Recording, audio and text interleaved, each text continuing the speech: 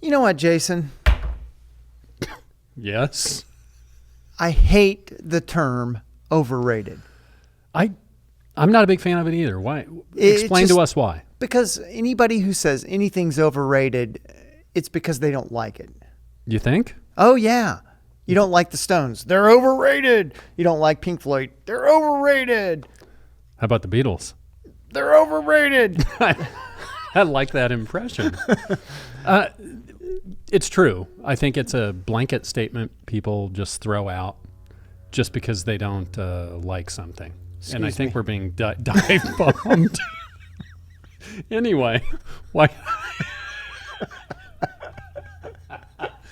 don't we do a show on some of the bands that we considered the other side of that coin, the underrated bands? Ooh, I like that. Let's do that.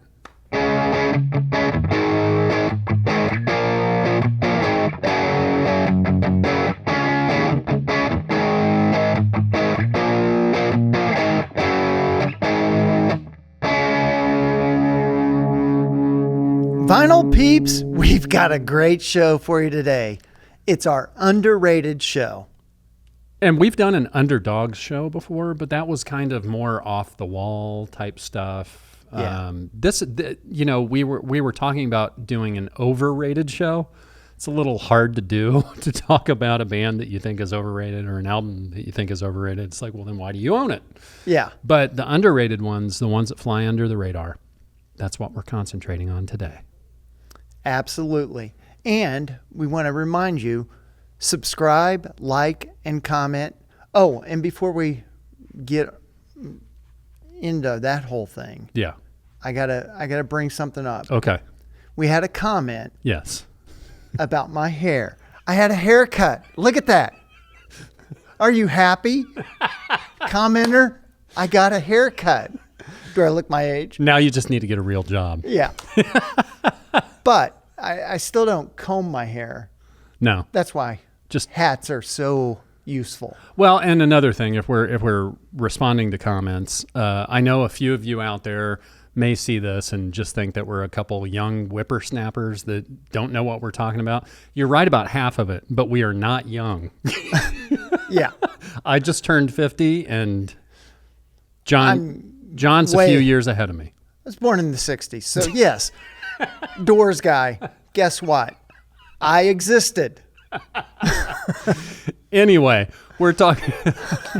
Hey, that's what this is about. The comments, the interaction, any comments, like John's mentioned in the past. Any kind of interaction with our social media on Instagram, Facebook, YouTube Music, where you can watch the show and comment as it goes along. You can choose whether or not you want to watch the video or just listen to the audio. YouTube Music is a great place to go to get this podcast. And the Absolutely. interaction and the comments, we love them. I mean, the four of us that work behind the scenes on this show, we have a lot of fun discussing the comments. So keep them coming. They're fun. Yeah. So what do you think it is about being an underrated band? I mean, you become famous, you're on a record labels. Most of the ones we're talking today are probably major label releases. Yeah. You become known to a record label. You go through that whole process. I know things are a little different now, but it's funny to talk about bands that have major label releases being underrated, but they get lost. Yeah, they get lost. And sometimes underrated doesn't mean nobody knows about them or they're just not somebody in the lexicon. They just did not achieve the fame of the other bands. Right. Like you could say, you could easily say in the 60s, Pink Floyd was underrated. It wasn't really until the 70s that they achieved epic fame. Yeah. And, they kind of blazed their own trail for Yeah. sure. And a lot of these bands do that. And I would still love to get a record company exec on that maybe worked back in the heyday and still works in it now. And we could pick their brain about just those two diametrically opposed sides of the same coin. Yeah. But there are, when you go looking for records that you don't usually go toward to pull out, you start to find that there are a lot of them. And if you have a list that you're looking at, or you just Google, 100 most underrated albums, there are a few that kind of wind up on the same list. There's bands like that we've all heard of, and I don't have any Wishbone Ash. Yeah, I don't either. But it's one of those bands, I'm Wishbone Ash curious. I'd like to listen to them, because I've heard so much about them, but they're a well-known band, but not a well-played band. Actually, I have a Wishbone Ash live record. It's a double live record. Cool. And I've never listened to it. Yeah. Well, see, they're underrated even in your collection. But you see Wishbone Ash at a lot of shows. Yeah. So let's get into it. What is your first underrated record that you'd like to share with us? Well, I'm going to bring this all around. There we go. X. See How We Are. Now, a week ago, Jason and I, with our friend Bill, who did the Deep Disc Dive, he's like our Billy Preston. Yeah, that's a good...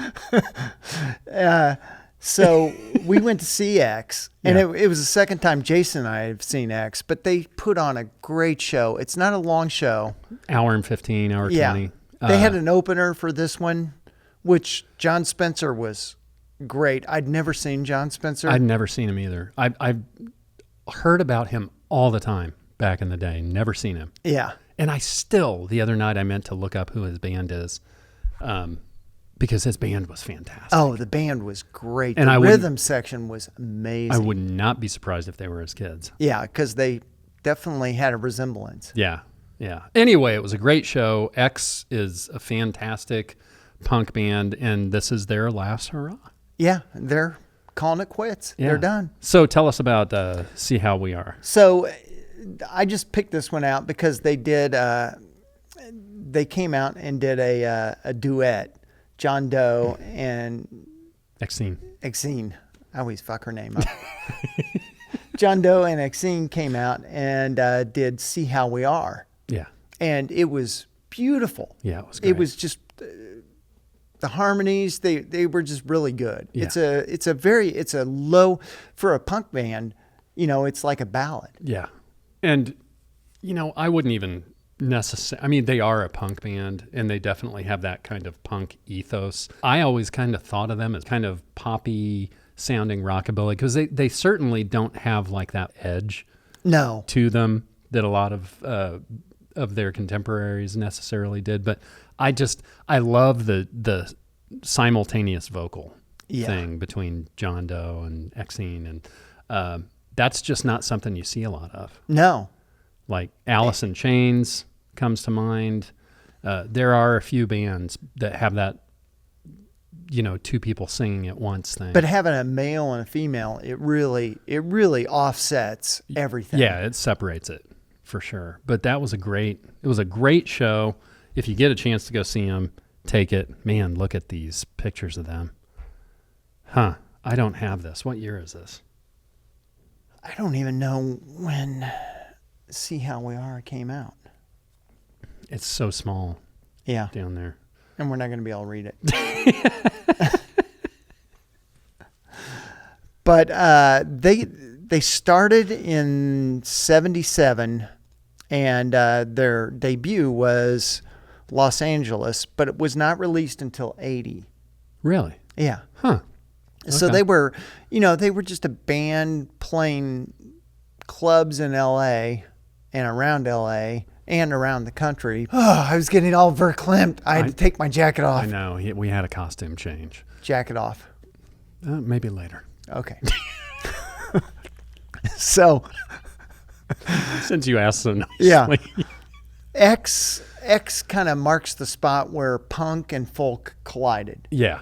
That's a good way to put it. Yeah. I like it. Punk, folk, some poppiness to it. They're just great. They're a great band, and it's a shame that they're coming to an end, but they've been doing it for 45 years. And their records never really sold incredibly well. And on they have one song that talks about how all these other bands are getting played on the radio. X doesn't. It was weird because, in that time in the 80s, all these new bands were coming up, post-punk, new wave bands. But X was well known by everybody, but they just didn't get played on the radio. Yeah, they kind of blazed their own trail. Yeah. For sure. But it was a great show. They're a great band. I don't have all their stuff, but I've got, I think, four or five of their records, and it's always the energy in their records is very close to the energy of the shows. Yes. It kind of feels like they're just on the edge of chaos. And they're one of those bands that they really didn't change their sound. One record to another, it's all kind of the same thing. Yeah, they do what they do, and they stick to it. Yeah, you're not going to get anything unusual or different on the next record. Well, that's a great one. Yeah. That's awesome. X, Good. See How We Are. Good one to start out with. What do you got? You're in X. I'm just going to talk about AC/DC's Powerage. This is their 5th studio album. Came out in 1977 or 1978. It's the band's first album to feature Cliff Williams on bass guitar, and it was also the first AC/DC album not to have a title track aside from the Australia-only High Voltage album, and the first worldwide not to be released with a different album cover. Powerage was re-released in 2003 as part of the AC/DC Remaster series. But listen to the songs on here. We've got Rock and Roll Damnation. Great song. Give Me a Bullet, good song. Down Payment Blues, really good. Gone Shootin', Riff Raff. That's a really good one at the end of side A. Sin City, Up to My Neck in You, What's Next to the Moon, Cold Hearted Man, and Kicked in the Teeth. This is, speaking of like a band that kind of feels on the edge of chaos, this is them kind of at their most chaotic feeling and raw feeling. Yeah. And I've always loved the cover. Yeah, and that's for sure one AC/DC album that doesn't get mentioned a bunch. No. I mean, we're still in the heart of the Bon Scott era. I love that picture of them on the back too. And like X, I mean, they have done what they do, and they continue to do it. Yeah, nothing's different. And this, I probably got this 7 or 8 years ago. It was a reissue. I certainly don't have. I have a couple of original AC/DC records, like For Those About to Rock. I've got my original copy, and Fly on the Wall. I've got my original copy. But man, AC/DC records get played a lot. Yeah, so you got to watch picking up the used ones. If you find a used one in great shape, just pick it up. Yeah. Even if you have it. Yeah.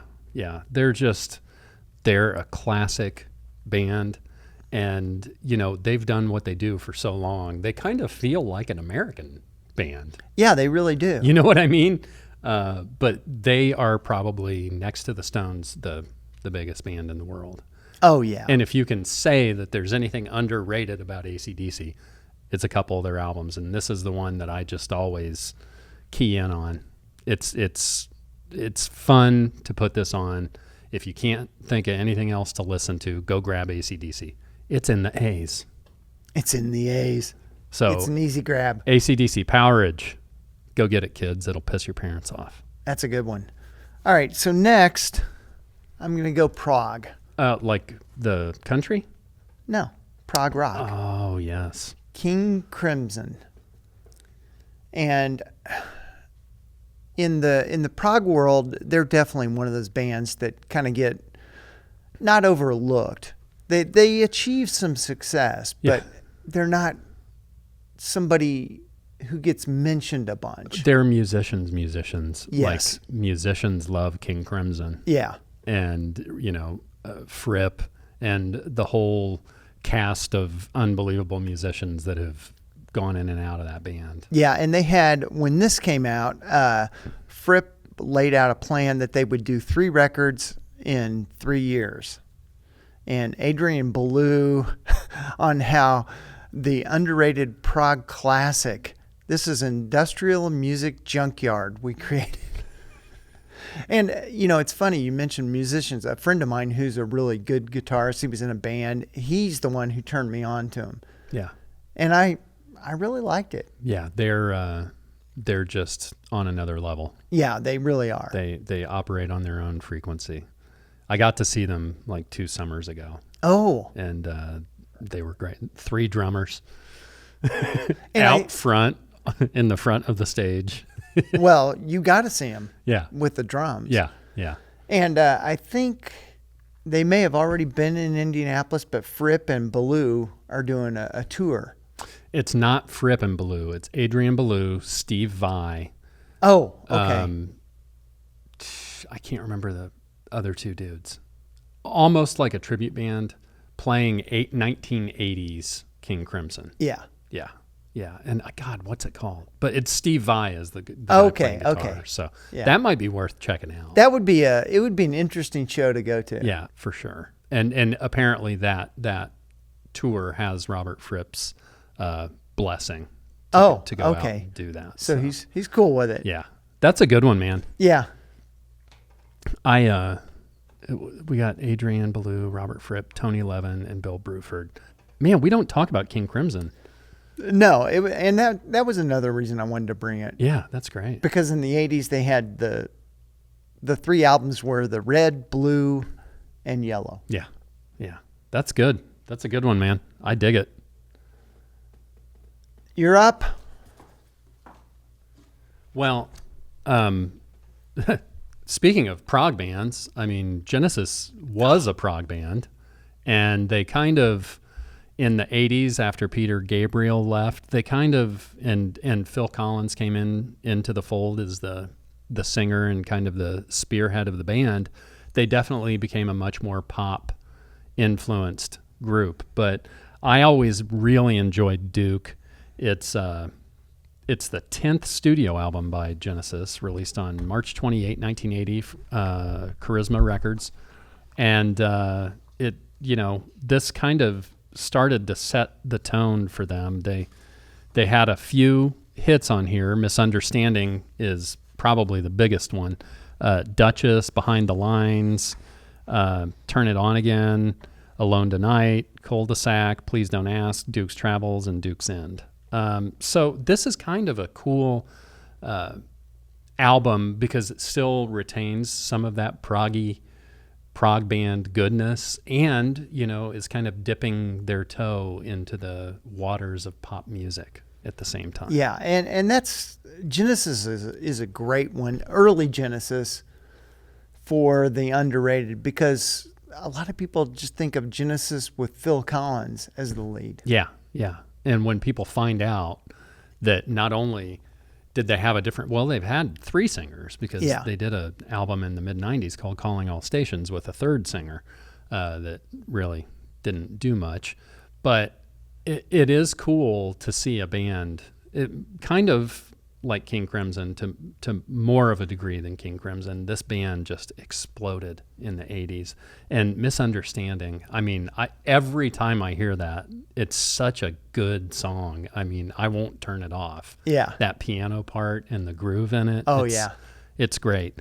And it really forces you to like go back and listen to that Genesis stuff. Maybe the stuff before they just took off. Yeah, absolutely. Because there was a point like in the mid 80s where they were on the radio.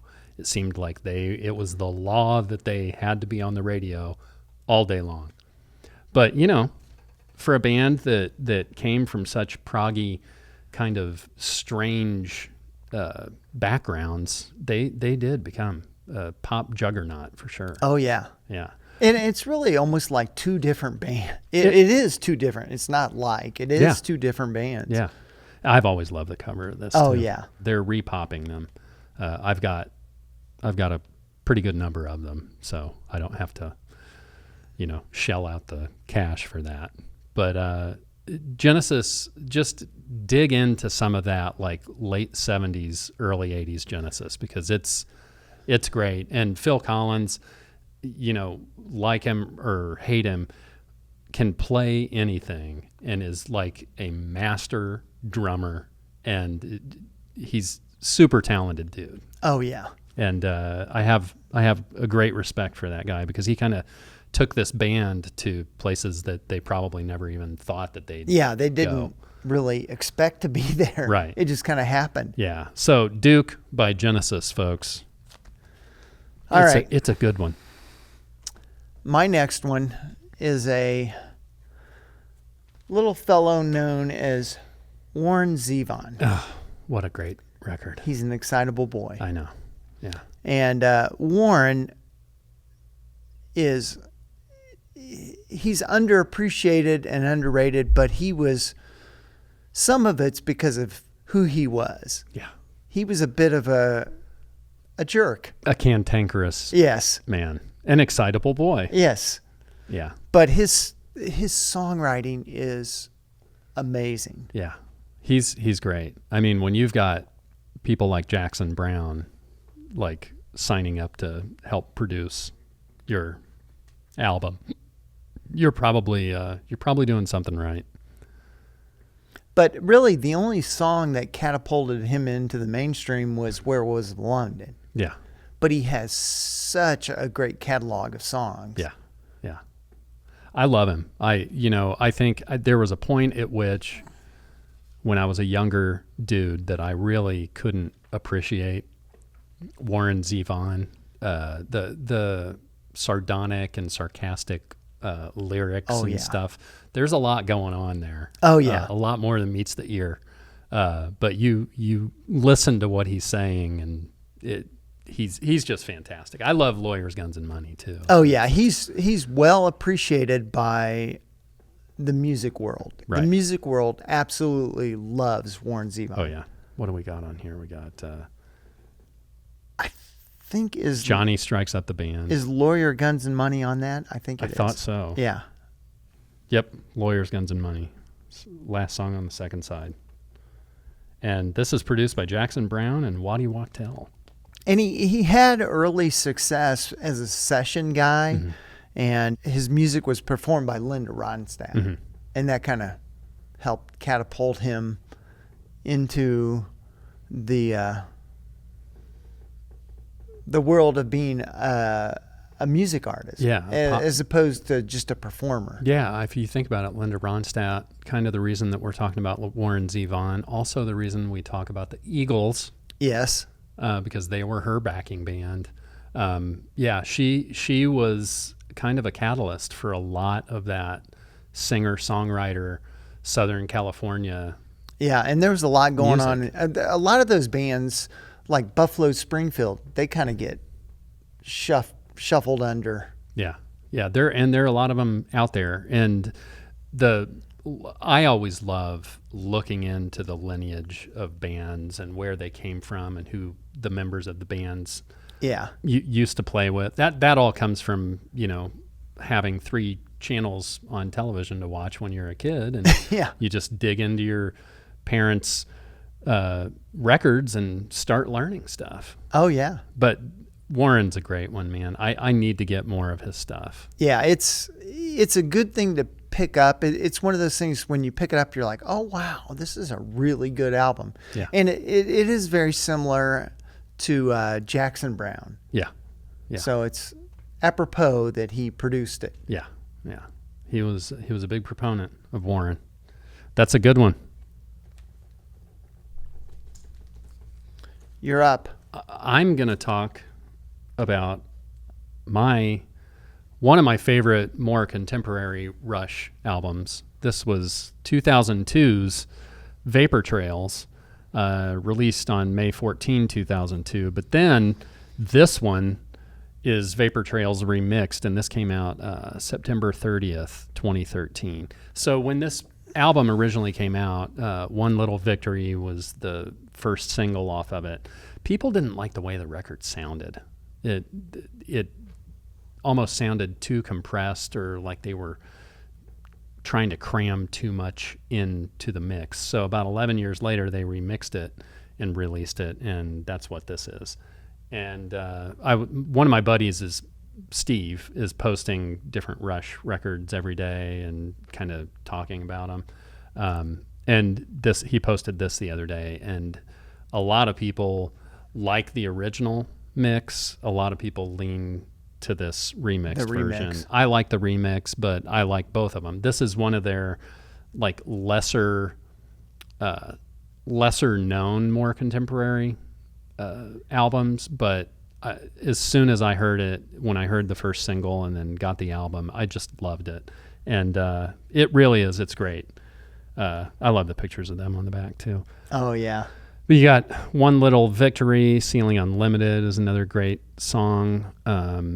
How It Is, Vapor Trail, Secret Touch, and Sweet Miracle, Nocturne. I mean, the whole album is really, really good. And, they went through Neil went through some shit in the mid to late 90s. He lost his daughter and his wife within about a year and a half, and kind of put Rush in a limbo area. And there were 6 years between when they released this and their previous record. So people were glad to hear back from them.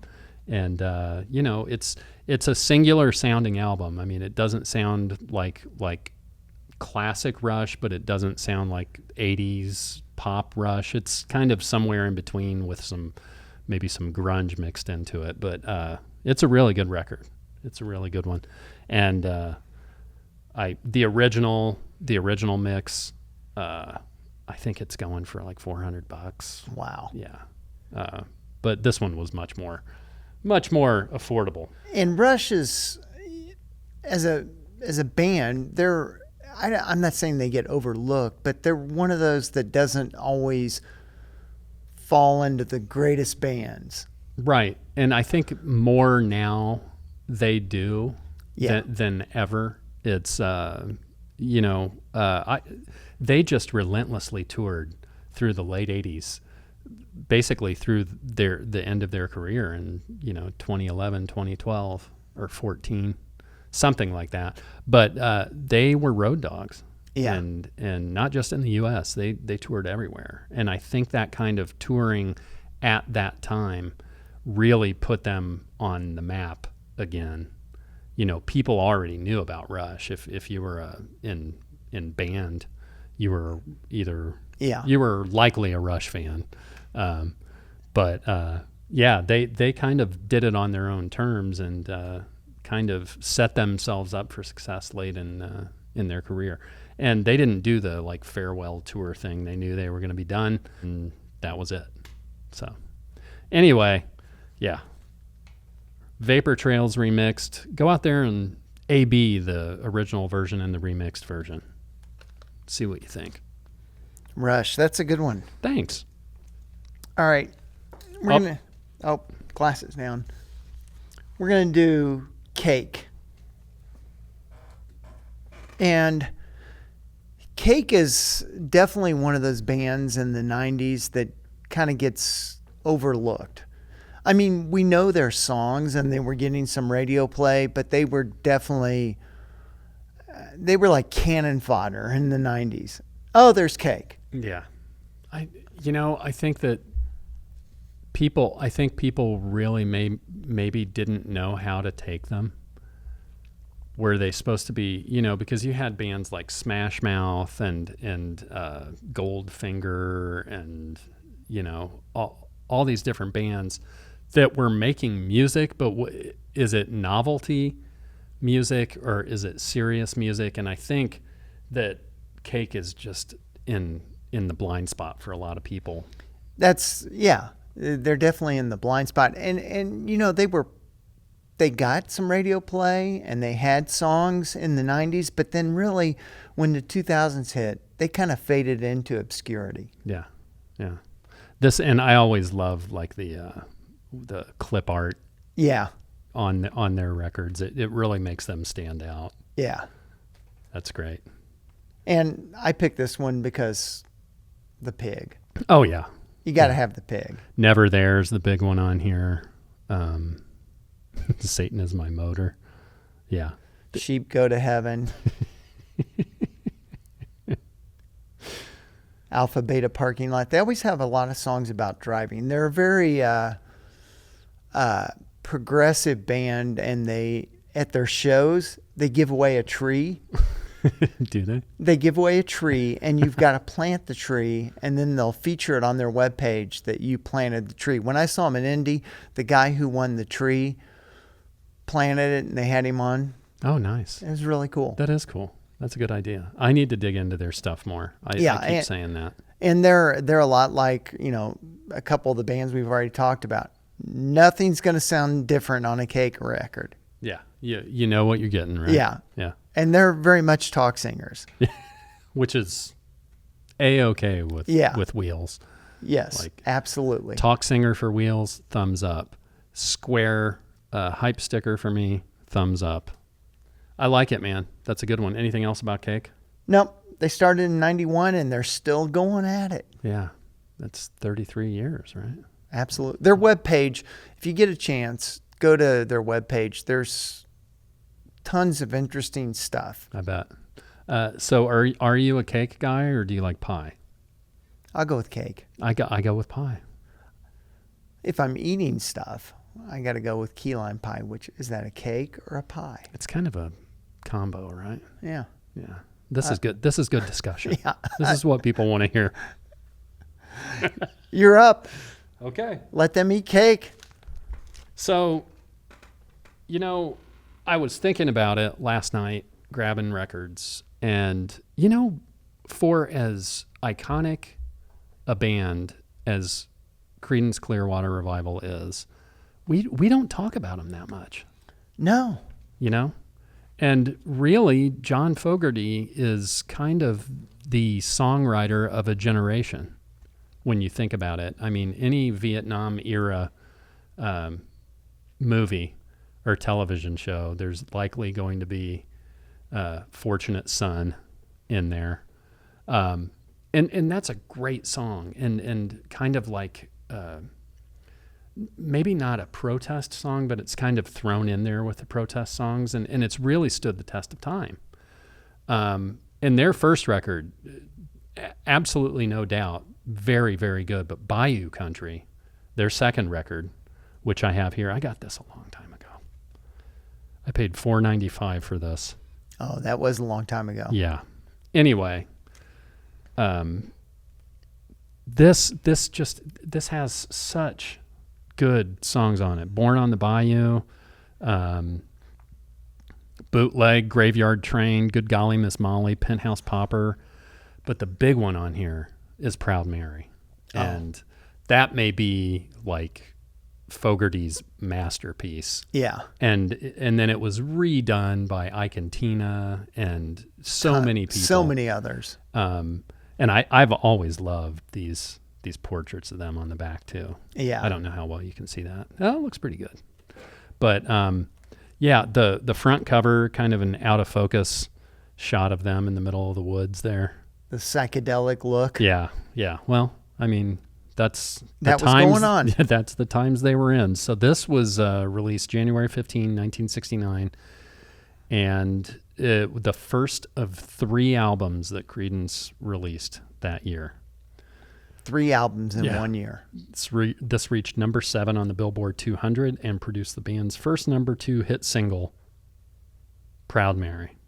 So we've really never gone into it, but one of the most cited examples of a bad record deal is the one that these guys signed, and we should do a show about that. Yeah. Do some research on like the bad record deals and the ways in which a lot of these bands allowed themselves to be taken for a ride or were just not savvy enough as young artists to know any better. Yeah, because definitely at the time it was weighted to the record companies. Oh yeah, for sure. And I think it always is. I mean, they're always the house. Yeah, the house always wins. Yeah. But if you don't listen to CCR, it sounds great on vinyl.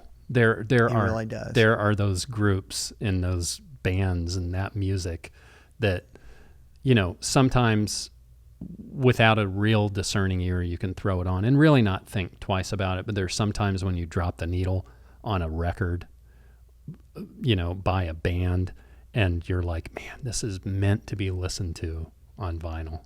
And they're one of those bands. Yeah, and Fogerty really has almost a cult following. Yeah. I mean, I'm not a big Fogerty fan or even CCR. I mean, I like a little bit, but some of it just my ears don't get. Yeah.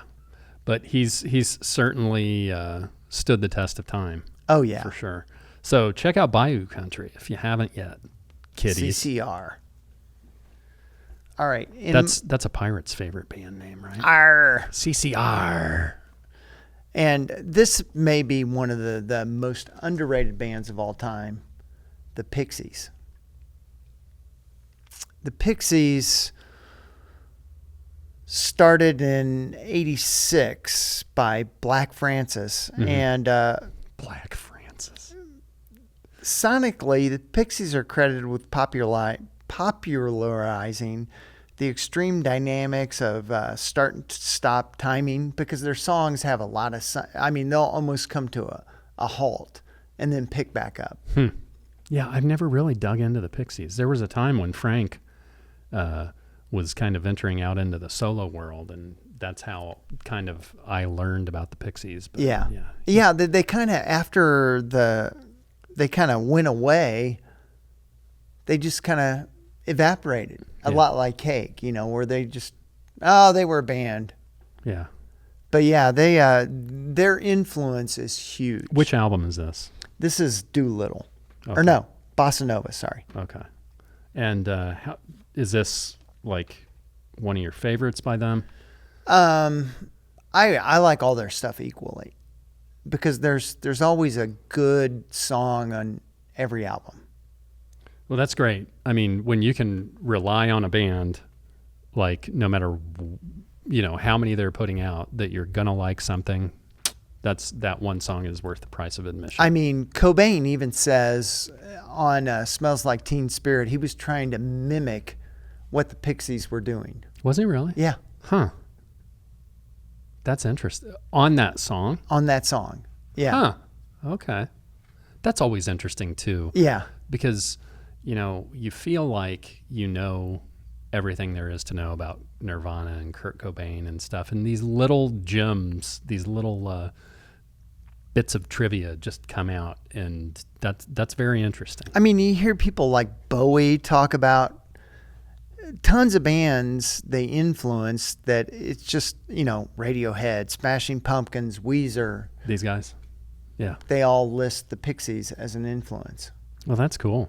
And they were one of those bands that, when they started, they didn't just take off in '86 right away. Mm-hmm. They kind of just, because they were different. It was a slow burn. Yeah, it was a slow burn. For sure. Yeah. I remember Frank Black had what was his backing band was the Catholics, right? Yeah. I think it was Frank Black and the Catholics. Yeah. I was lucky. I got to see him last summer, Oh, did you? and it was a really, really good show. That's great. Yeah. Yeah. I've been, this is kind of a sidebar, but I've been, going to a lot of shows recently. And peeps, can we learn how to behave in public? Please.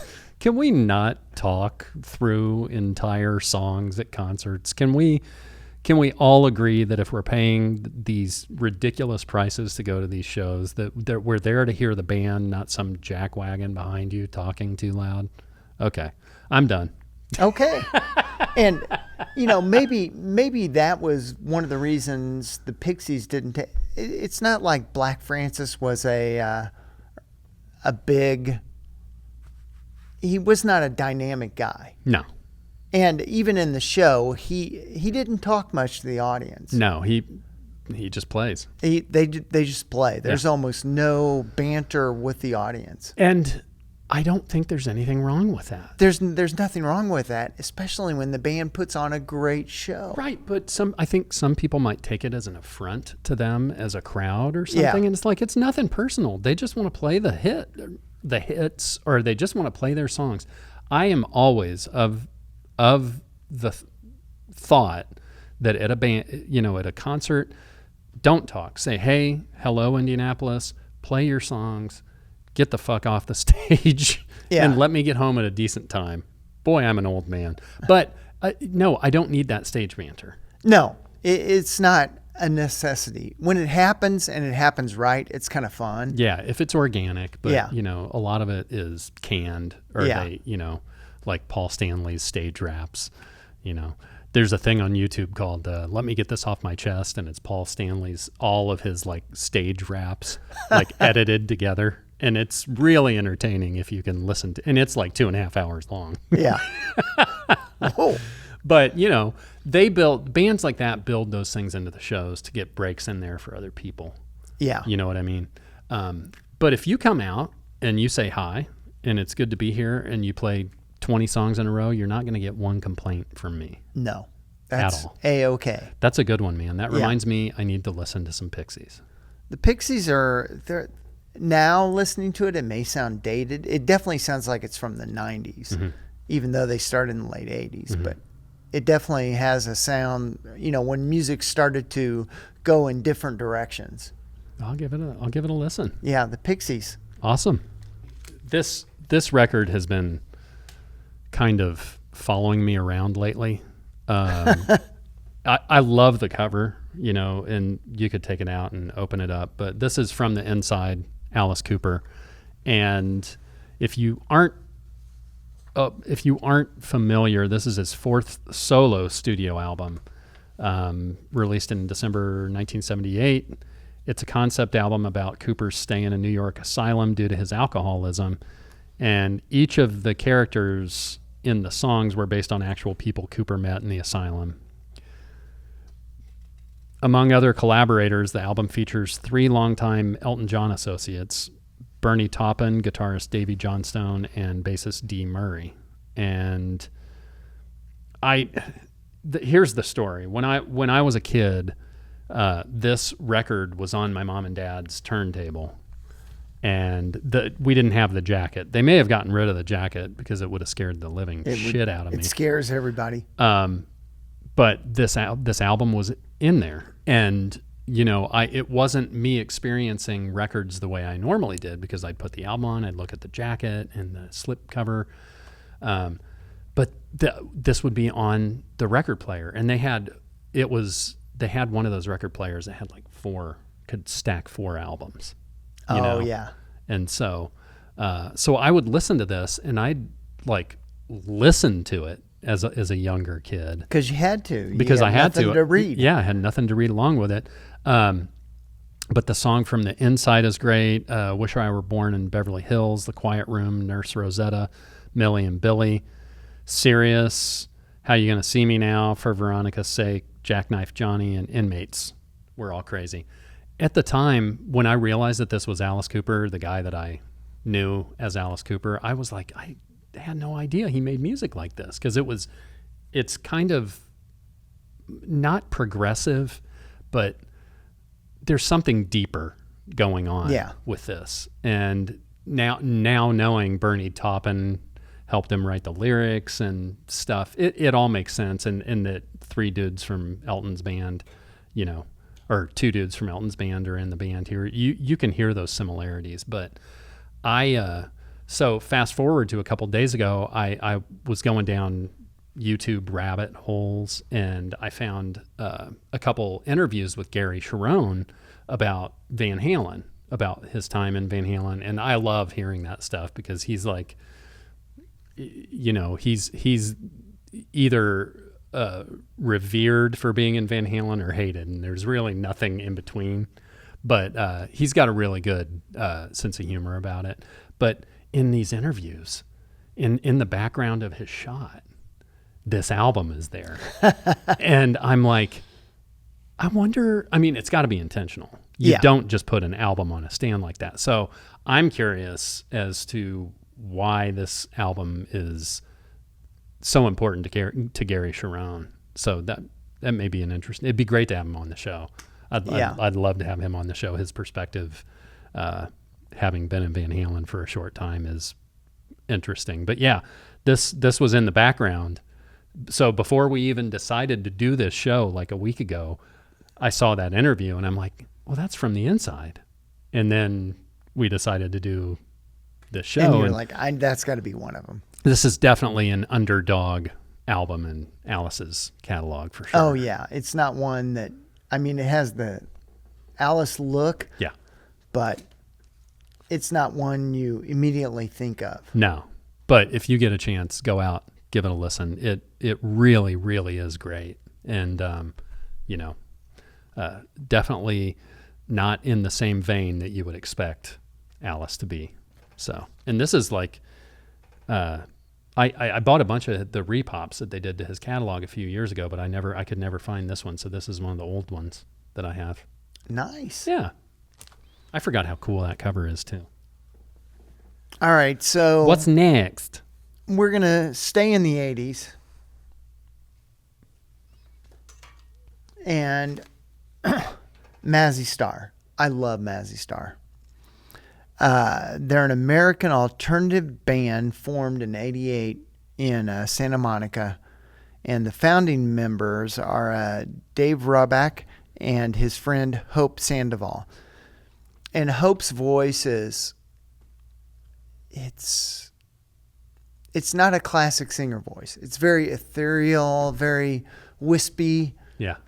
It's almost dreamlike. Yeah.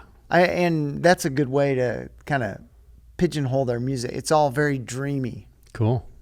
Yeah, they're another one that you've mentioned a few times, and I just love her voice. Yeah. Yeah. How many albums do they have? They only have, it's not a lot, right? I want to say they only have 4. And one is an EP.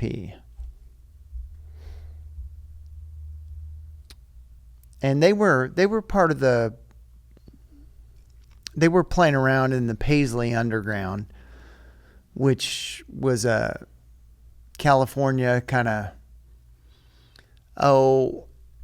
like a psychedelic reinvention.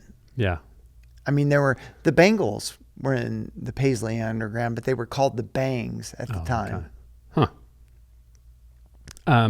What's the song? Is there a song off of this that stands out to you? I Fade Into You is probably the one that, it just kicks off with that. They're just, I know Kevin Stout's a big fan of them too. I definitely need to give them a listen. And I've heard people call their music soothing. Yeah. It's music that it's a lot like jazz. You put it on and you have a mood. I just love that we've done 71 episodes of this, and Johnny doesn't hate jazz anymore. He may not love jazz, but he can appreciate jazz. He can say jazz without that consternation in his face. Yes. We've rubbed off on each other, but not on camera. Not on camera.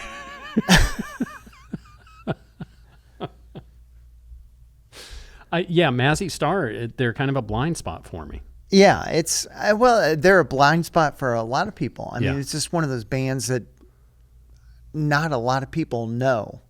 And they definitely, they probably got a little bit of airplay in the 90s, but a little bit. Yeah, I don't think much. No. I mean, because, those alternative rock stations just popped out of the ground like they were dandelions, and they were playing everything. I mean, obviously the more pop influenced alternative stuff.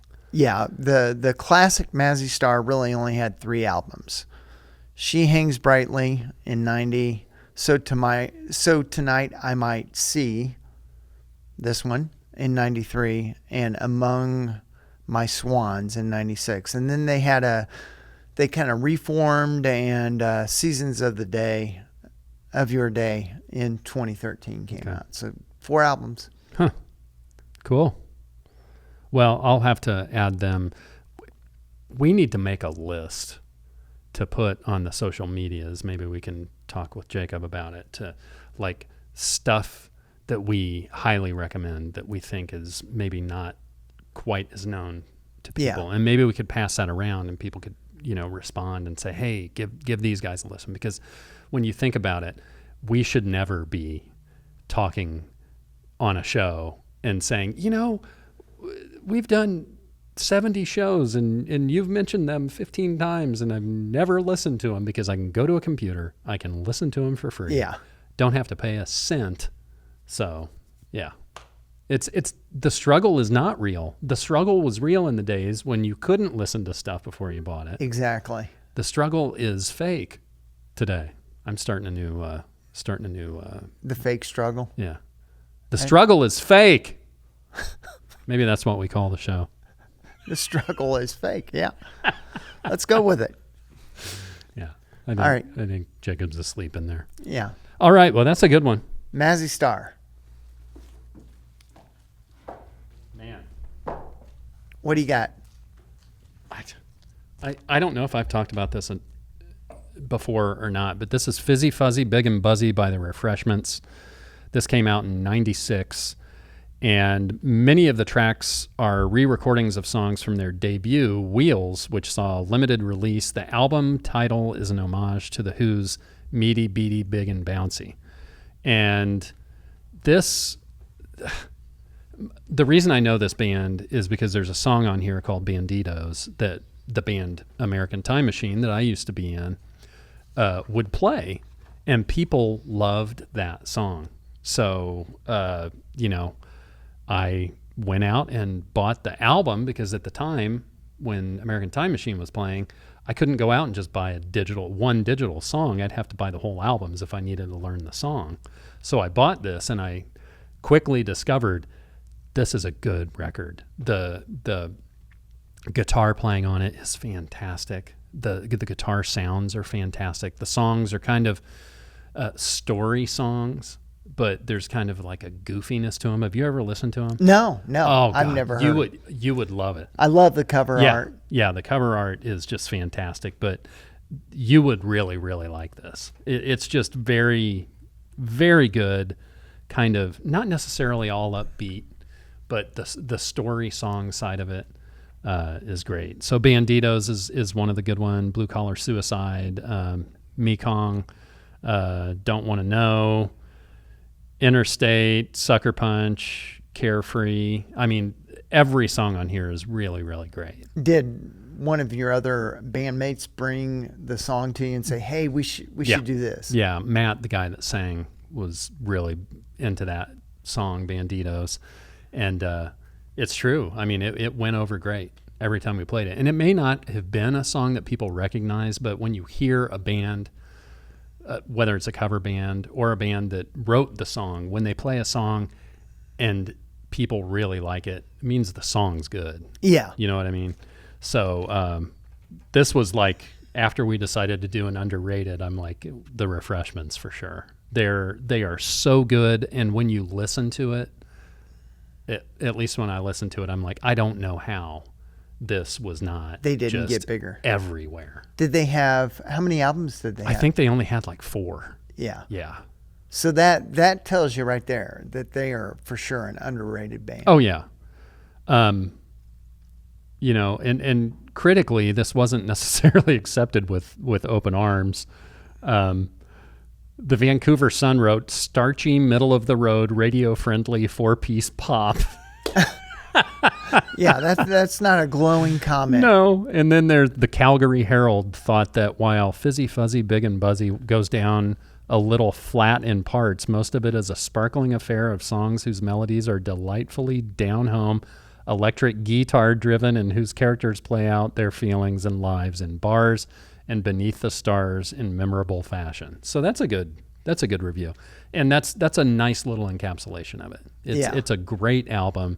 Just go out and listen to it. Refreshments, Fizzy Fuzzy Big and Buzzy, and with cover art like that, How can you not? How can you not? Right? Yeah. It's like the side of a B-52. Yeah. Yeah. And she's got a bomb, and she's got a champagne flute. She's ready, Yeah. right? For refreshments. Yeah. What's your next underrated favorite? Well, That might not be a bad title. Underrated favorites. the Kinks. Oh yeah. The King. Now, it's not that the Kinks are not well known and haven't had hits, but when a lot of the other bands that came out of the 60s, the Kinks are way down the list on the mention. Yeah. Even though they had a hit with "You Really Got Me," Mm-hmm. but a lot of the stuff, they're just not somebody who people think of the top 10 bands from the 60s. They're strange. Yeah. They're a strange band. And I think that is kind of because of Ray Davis and his outlook and his personality. And then of course, his brother's the guitarist in the band, and there's that brotherly friction that Smashing Heads. that Yeah. seems to drive some bands and then drive others apart, like, Oasis. Well, Oasis cites the Kinks as a big influence. And I definitely see that. Yeah. I mean, you can definitely hear that. But Oh, I yeah. feel like the Kinks are, when you're singing a song about a transvestite, Yeah. And it's when did Lola come out? Like in 1970?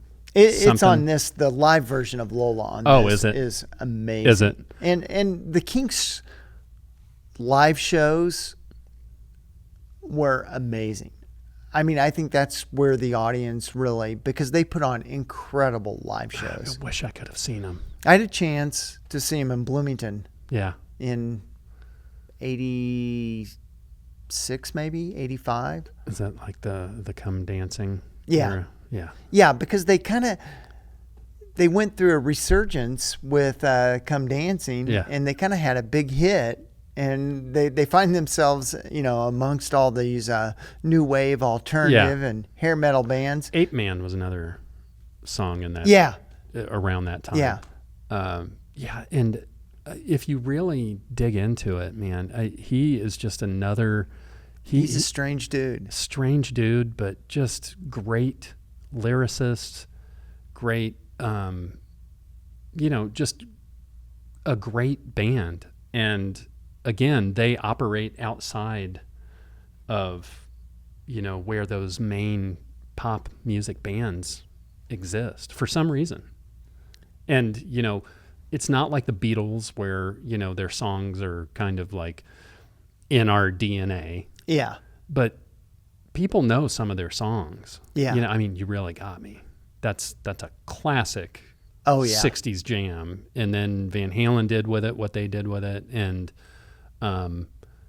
they're just, they're get- something else. they get covered by a lot of bands, and Wes Anderson is a big fan. Like, you'll find Kinks songs all over his film soundtracks. I think with Darlene Unlimited, he wanted that to be a whole Kinks, Oh, did he? but I don't know what happened, but Huh. it didn't. The soundtrack was not just all Kinks. I have this record. This is a great record. One for the Road. Yes. Yeah. And it's obviously the 80s when this came out. Yeah, this probably came out. When did One for the Road come out? 1980. So 1980, you got the pink, the yellow, the blue, the black and white. It's very painted. 80s, the Yeah. look. Yeah. They were somebody described them as the proto-mod electric punks. That covers all the bases. Yeah. I like it. And I think even Townsend cites the Kinks as a big influence for the Who. Yeah. And the Who, of course, surpassed the Kinks. Yeah. Where Have All the Good Times Gone? Another Kinks song that Van Halen has covered. So you got to figure Van Halen was influenced heavily by the Kinks. Yeah. Yeah. Which is not a surprise. You know, you hear their version of You Really Got Me breathed some really interesting new light into that song. Yeah. But it's just a great song. Yeah, it's a great song. They were Davies was a very good songwriter. That Yeah. was, and the music was just great. Yeah. Just straight up rock and roll. That's a good one, man. I don't have a lot of Kinks. I think I have 2 or 3 of their records. I don't have a bunch, but they're starting to like repop their stuff. yeah, as they wind up in soundtracks and Yeah. on TV shows, Yeah. people are like, "Oh, what about that? Who is that?" Yeah. And so they start diving into the catalog. Shazam it and boom. You Yeah, come up but with this, Kinks. if you're gonna dip a toe into the water, get the live album, and you'll fall in love with Kinks. All right. I like it. Well, since we were invoking the name of Van Halen, Diver Down, we've talked about the record, I think, in passing. This is kind of, it's the 5th studio album by Van Halen, released April 19, 1982, spent 65 weeks on the album chart in the United States, and had by 1998 sold 4 million copies in the U.S. So that was 26 years ago. So it's probably sold a few since then. And obviously the artwork displays the flag, Diver Down flag used in many U.S. and Canadian jurisdictions to indicate a scuba diver is currently submerged in the area. David Lee Roth said it was meant to imply that there was something going on that's not apparent to your eyes. And yeah, if you know Dave, Thanks, Dave. you believe him. Speaking of Where Have All the Good Times Gone, Kinks song, that's what this record opens up with. Then you have Little Guitars, Hang 'Em High, Secrets, Intruder, Oh Pretty Woman, Big Bad Bill, which is a great song, Dancing in the Street, Cathedral, Happy Trails, and The Full Bug. This album gets shit on by fans of Van Halen and everybody else because a lot of these songs are covers. This was kind of an album that wasn't meant to be, and it was in between albums, and then the record company kind of got that taste in their mouth, and they wanted to make an album. So They're like, "Here you go." but yeah, their version of Where Have All the Good Times Gone, fantastic. And you've got Pretty Woman, of course, the Roy Orbison classic, Dancing in the Street. Their version of Dancing in the Street, I'm not a big fan of. I like it a little bit better than the Mick Jagger and David Bowie version from later in the 80s. But, this is just a band on their ascent. It's right before 1984 when they just explode. But, everything that I could listen to that was Van Halen when I was a kid, after I discovered them, I wholeheartedly just absorbed it. They were kind of that band for me.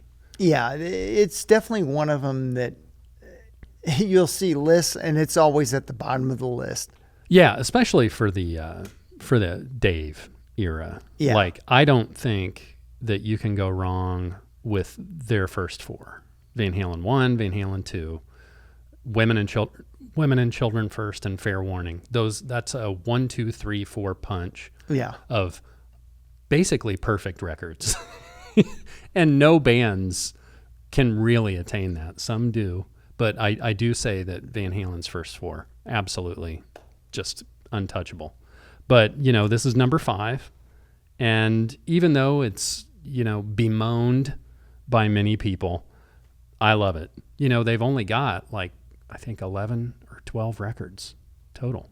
This was my first Van Halen record. I think I got it through the music club. Oh, did you? Yeah. Do you still have it? Yeah. Oh, God. That's so cool. And you know what else is funny about those music clubs, whether it's Columbia House or what was the other one? BMG. BMG. Some of them are more valuable than the regular records. I don't get it. Yeah. Because they have that like stamp on the back and I think some of that is the pressing because their pressings were not as big as like the commercial release pressings. Right. Yeah, that's interesting. But they kind of pushed out their Dave era on 180 gram vinyl, and it sounds great. It's kind of like those Kiss represses. Yeah. I mean, some records it's cool to have that original pressing, but I personally I want that new. I want it to sound great. If it's a record that I love or a band that I love, the new repops, I'm always going to give them a shot. Then you're going to have people arguing with you which sounds better. Yeah. But I just don't think you can go wrong with Van Halen. Any of it. I think they're in the history books now, never to be again. And I got to see them like 7 times or 6 or 7 times, and I don't think that there's anything that they did that was bad. But the one that they point to a lot, that people point to, is Diver Down. So if you haven't heard it, give it a listen. Oh, and Eddie Van Halen's dad plays clarinet on Big Bad Bill. Ooh, that's Jan Van Halen. a nice little trivia point. Yeah. Well, the next one is Oh yes, I knew you'd bring it, so I didn't. Big even Star. Bother. I didn't even bother. And it's funny. I picked this up at a show, and this is actually a counterfeit version. Is it? Yeah. Okay. But it was, the price was right, and it was one I didn't have, so I'm like, wow, why not? Yeah, that's cool. That's great. I've always loved the cover of this. Yeah. And then the portrait of them on the back is really good too. And a lot of bands that we've talked about have had longer or lengthy careers. Not Big Star. They had a very, very short career. Yeah. From Memphis, right? Yeah, from Memphis. And kind of shot out of a cannon. Yeah, and it was basically Alex Chilton's band after the Boxcars. When he had The Letter. Is that? Yeah. Yeah. Yeah. Yeah. Is that right? You're looking at me weird? Is it Give Me a Ticket for an Airplane? Yeah. Yeah. I think that's the Boxcars. Yeah. Well, we'll look it up. I'll look it up. You keep talking. But they only had 3 albums to their name, so they had a short lifespan, and they started in 1971. Featured vocal harmonies a lot like the Beatles. And while the band would influence a number of acts, I mean, the acts in the 80s that cite Big Star as an influence is hefty. But the records just didn't sell. And I guess they're a cult favorite. And it was basically Alex Chilton, Chris Bell, Jody Stevens, and Andy Hummel.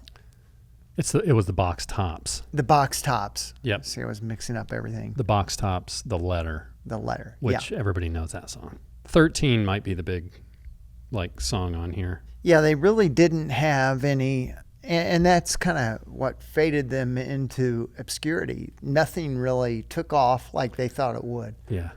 It's crazy when you have a band that's so well poised like that and has at least a member with that experience of having a sniff at a hit, and then it just doesn't take off. It's it happens all the damn time, but really kind of crazy when you hear how many people love this record and how many people love this band. Yeah, and there were 3 singles from this: 13, When My Baby's Beside Me in the Street, Don't Lie to Me. I don't know why they have all these. Don't Lie to Me, Watch the Sunrise. They have all these hyphen songs. Like subtitles. Yeah. We should call it Vinyl Ventures, a venture into vinyl. That could be our subtitle. Sure. Sure. But they're just one of those bands that a lot of people have heard of, but I bet a lot of people have not heard a song from them. Yeah. Or they may have heard the song but not known it was them. Yeah. There's a lot of ways to like circle around a band but not really close in on it. Yeah. Yeah. But yeah, that's great. That's a great example. And like I said, I was laying in bed last night thinking of some other ones to bring, and I'm like, Big Star. And then I'm like, John's bringing it. John will bring it. That's a good one, man. But yeah, they're pretty phenomenal. Check out Big Star. Well, let's talk about a little band called The Zombies and a little album called Odyssey and Oracle. Everybody knows She's Not There. And that's a fantastic song. One of my favorites. Like, you hear it, it's instantly recognizable. Still doesn't sound like anybody from the 60s. Like, they are one of the... There are a few of those bands that can operate within those parameters, like in the 60s, 65, 66, 68, but still sound completely different. The Doors are another one. Yeah. But when you hear these guys, you remember it. It's something about the production, the harmonies, the lead vocal. I don't know if it's any one thing, but I love this record. And to me, when I was listening, I listened to it on the way here. They're the British Beach Boys, kind of. Yeah. You listen to the way the harmonies are structured on this. It's just fantastic. Anyway, this is the Zombies' second studio album. It was released in the U.S. 1968, and they had been dropped from Decca Records and financed the sessions independently. After signing with CBS, 2 singles and later the album itself were released to critical and commercial indifference. The band quietly dissolved. The single from the album Time of the Season became a surprise hit in the U.S. in early 1969 after CBS staff producer Al Cooper recommended it to be released on Date Records. And then, so I didn't know that. So Time of the Season is really... they kind of came and went, and that song got pushed out there, and then they popped up again. But this album is so great. Care of Cell 44 is how it starts out. A Rose for Emily, Maybe After He's Gone, Hung Up on a Dream, Changes, This Will Be Our Year, and then Time of the Season ends up at the end of the second side. I guess Jeff Emmerich was an engineer on this. Rod Argent, lead vocals on I Want Her, She Wants Me, A Rose for Emily, Brief Candles. Just a great band, great song, and sort of lost. Yeah. This is one that you could pick up a couple of years ago as a repop for like $12. Yeah. There are... I got this as a repop probably 4 years ago or so. Yeah. Because I kept seeing it at shows, and it would be not in great shape. And again, back to the, you can love that original pressing, but I'll take this one. And it's so good. It's just so good. This is kind of a time capsule. And it really, this is one that makes that. It's not a collection of songs. It's an album. Yeah. Every song just kind of flows into each other. Yeah. And like I said, I never listened to it before and really heard the Beach Boys until this morning, but you can hear it. Yeah. Oh, yeah. It's definitely there. I know the Beatles and the Beach Boys were going at each other one album by one album, but this one is great, and I love it. And I've had it on vinyl for a while now. And it holds up. I mean, it Oh, holds yeah. up well and it stands out on its own. So give Odyssey and Oracle a listen, kiddos. Now I want to go home and listen to it. I haven't heard that one in a while. Well, we'll listen to it when we're done with the show. There How we about go. that? What's your next one? Little band, Roxy Music. And Who always have great album covers. yes. Brian Ferry, who became the default leader of Roxy Music, he kind of took over the helm in 73. You know who else was in the original Roxy Music? Eno. Oh, really? Yeah. I did not know that. And Hold on. Sorry. I did not know that. And when he left in 70, and Eno's one of those guys who he had so many different avenues he wanted to go. I think being in one group was just not for him. Too confining. Yeah. That's interesting. I never knew that. Yeah. Yeah, and Brian Ferry is an interesting dude, for sure. And they've been called experimental. I would say they're experimental-ish and kind of ethereal-ish and sort of lounge singery.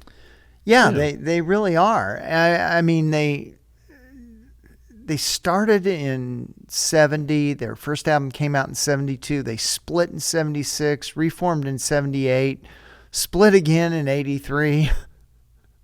They've got a wide range of emotions. Yes. Within the dynamic and of I the think band. that's because they had kind of a cult following. Yeah, for sure. And is Love is the Drug Yeah. the big one on here? I think this one has Love is the Drug. Yeah. And that kicks off side one. Yeah. But they're another one of those bands where everything kind of has this same sound. It's not pump up music. You're not going to hear it in arenas No. for arena rock. It's very much, I don't want to say background, but it's a lot like Pink Floyd. Mm-hmm. Yeah, that's a good way to describe it. Yeah. Yeah, they've always got women on their covers. Oh yeah. Their cover art is legendary. It is. It is. Especially the early version Yeah, of Roxy. that's a good one, man. That's one I've never seen. So, bravo. Bravo for Roxy Music. Okay. My next one, and I brought a newer version of it. I've got the original, but I brought this newer version, Dawes Nothing Is Wrong. This is Dawes' second album, originally released in 2011. And these guys, eventually, speaking of Jackson Browne again, Jackson Browne keeps coming up. He's like the new Dark Side of the Moon. Yeah. Start talking Way to about go, Jackson. these guys became Jackson Browne's backing band for a while. And much in the same way that the band was Dylan's backing band or the Eagles were Linda Ronstadt's, these guys were his. And Nothing Is Wrong, like I said, is their second album. When I first heard these guys, I loved them. And it did take me back to that, like, Laurel Canyon, 60s Southern rock, Yeah. singer-songwriter type music, and a simpler time, really. And I heard these dudes and immediately loved these guys. Time Spent in Los Angeles is the big one on here. If I Wanted Someone, Moon in the Water, $1 Million Bill, that's another good one. A Little Bit of Everything. This is another brothers band. There's Taylor Goldsmith that sings and plays guitar. Griffin Goldsmith plays drums and does backing vocals. So there's that dynamic in the band, which seems to be something that happens a lot. And I'm gonna go home and open this today because there's some extra stuff on here that weren't on the original. And I love the packaging. the hype sticker has got 4 sides, not equal sizes, but 4 sides, which means it's a rectangle. A rectangle. Yeah.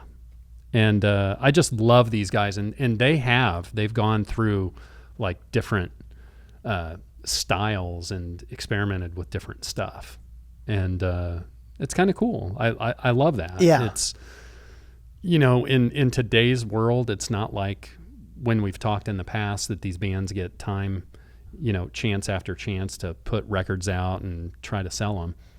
But yeah, they're really good, and I just feel like they fly under that radar. I did get their most recent album at Electric Fetus when we were up there last summer. I got the signed. got the signed 10-inch version. That's right. So, yeah, but they're great, and if you like that style of music, go check them out. They've got quite a catalog now. So, but Nothing Is Wrong, 10th anniversary edition. Give it a listen. Dawes. I need to dive into their catalog more. I just don't know it well. I've heard their songs on like TV shows and soundtracks. Do some Dawes diving. Dawes diving. What's next on There we your go. list? So last, Are we already there? yes. Wow. Squeeze, Is that a request? please. Squeeze, and this is argy bargy, but Squeeze, they probably have at least 10 albums, and they've had a lot of fits of starts and restarts, and they're touring again, Yep. and they're just one of those bands that I think with their most of the lyrics are written by Chris Dilford and Glenn Tilbrook, the guitarist and vocalist of the band, and they were hailed at one time by the press as the throne to the heirs to the Lennon and McCartney throne. That's high praise. Yeah, and they are phenomenal songwriters. I mean, they've got Tempted, Black Coffee in Bed, The Hourglass. I mean, there are a lot of great songs they've written, but they never really got as big as I think everybody thought they should be. Yeah. Yeah, well, that's for sure, because you hear people mention them, and musicians mention them as a band that they really like, but they just never caught fire. Yeah, they'd have a song that would catch fire, and they were like touring madmen, and they never became the main act, I guess.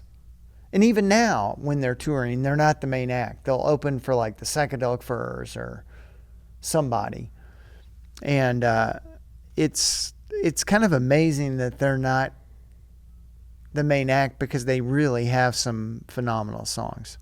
Yeah. Yeah. I've not dug into them. I've got a couple, I think. I think I have a couple of their records, but they just live on the fringes, Yeah. you know. And then they started in 1974. yeah, that's crazy. They've been around a long time. Love the cover. Yeah, the and then cover's the fun. portraits of each of them on the back.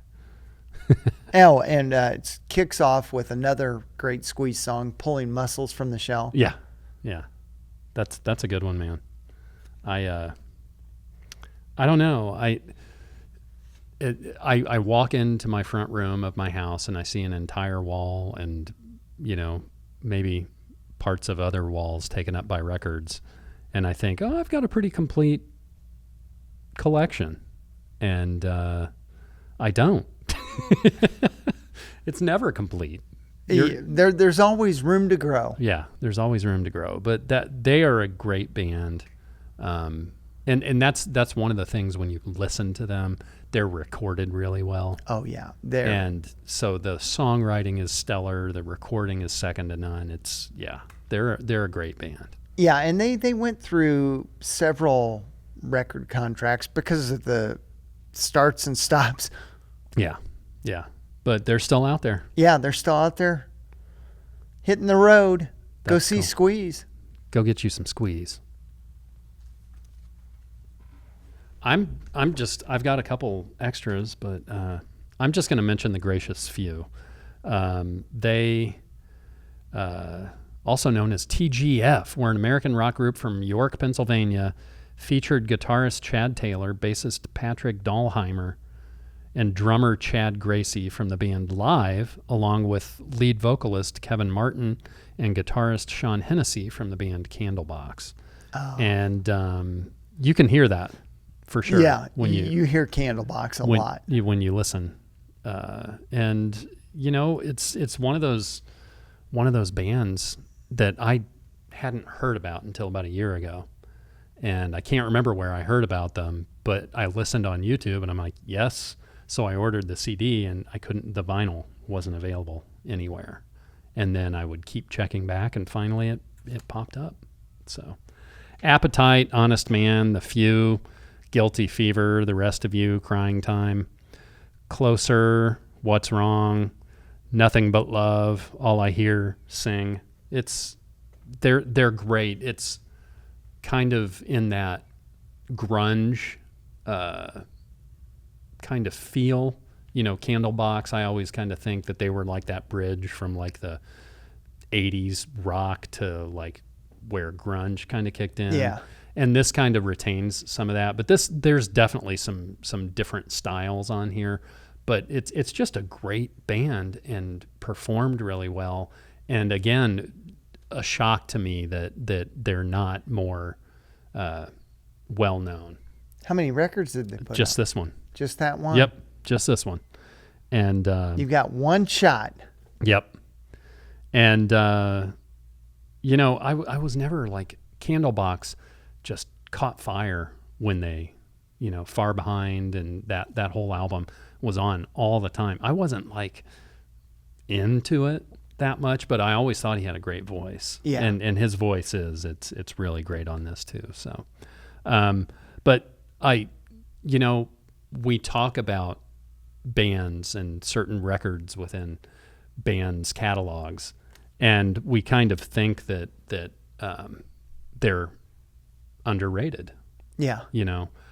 But this is truly, we've had some good examples of bands that we don't talk about a lot on the show today. And, underrated, it's hard to say that. When, like I said at the beginning of the show, when you've got a major label release and, you're out there on tour, are you underrated? Yeah, probably, when you can compare it to like the Stones. Yeah, or you compare it to the other bands of the same era that just take off like wildfire. Yeah, and there's no explanation for it sometimes. I know Nirvana is the poster boy for like that picture of a generation, that band of a generation, but there were hundreds of bands like Nirvana that were probably every bit as good and had every bit the stuff to make it, and they didn't. Yeah, think of bands like Mudhoney and Screaming Trees that were out there. Yeah. That just didn't take off. Yeah. Yeah. So it's good to get into the weeds a bit with these bands that you don't hear about all the time. Tell us what some of your favorite underrated bands are on our give us socials. your top 10 of underrated bands. And we can get a little conversation going according to that. And while you're out there, go to our YouTube channel, Vinyl Ventures, and there you can bow at the altar of all of these wonderful video snacks that we've created and put up there for your viewing pleasure. We also want you to listen. Well, we would prefer that you listen to the podcast on YouTube Music. You can either choose to watch the video with it or turn the video off and just listen to the audio. But you can also make comments as the show goes along on there, which is kind of a cool little feature. We want you to tell us your ideas for show ideas. What else? Subscribe. Please subscribe to the YouTube channel. That's kind of where the podcast emanates from. And we just want you guys to come along on the ride. Join us on this little vinyl venture that we go on every 3 weeks. And that right there is Wheels. I'm Jay, and we'll catch you all the next time around.